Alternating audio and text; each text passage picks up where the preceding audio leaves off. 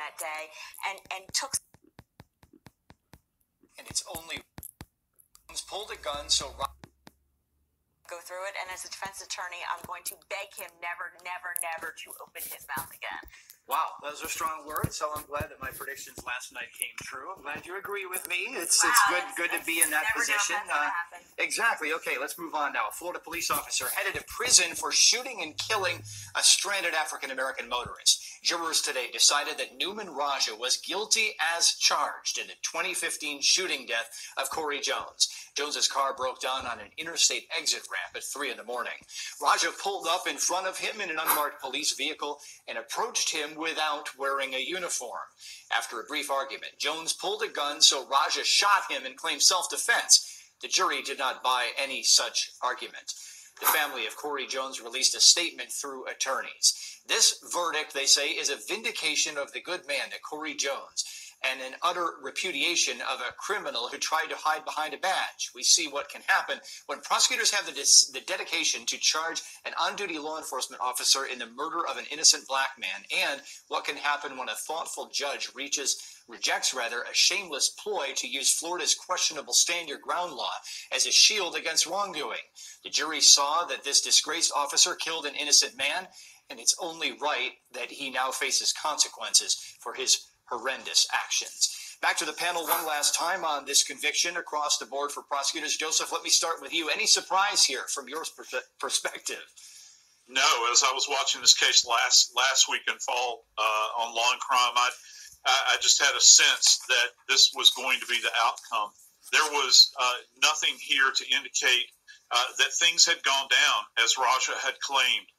And just the bizarre nature, Aaron, of this event where he pulls in front of this young gentleman's car in the middle of this exit ramp, doesn't identify himself in an unmarked car, doesn't identify himself as a police officer.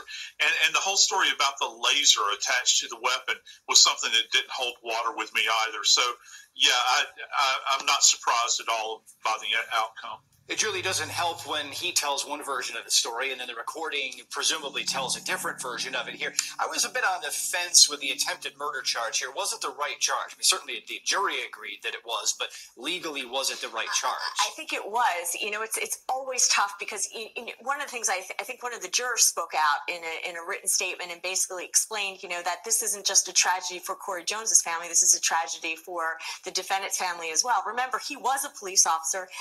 This is not a person that had committed crimes in the past. He made incredibly poor judgment on that day and took someone's life. So I think while it's hard to bear, from a standpoint of, someone in a uniform committing such a crime, I think at the end of the day, I think the facts bore out that it was an attempted murder. Yeah, I mean, Joseph, this guy had some brushes with the law, even though he was behind the badge. I mean, he was in trouble in high school. He was fighting. He was showing up on the scene of a domestic where he wasn't dispatched, and he was in plain clothes for that one. He was basically disciplined for failing to call off a pursuit, and now this. Yeah, and just his vocalization at the, per the recording at the scene, it made me take a step back. He's throwing out profanities at this guy, asking him, "Are you good? Are you good?" And then all of a sudden, he stops dropping F-bombs all over the place. I can see how it would put this young man back on his heels. It certainly put me back on my heels as just a listener. Yeah, I mean, certainly the jury here likely agreed with the state's theory that Corey Jones died without ever knowing it was a police officer who pulled up near him. Joseph Scott Morgan, Julie Rendelman here in studio. Great to have you on The Debrief tonight.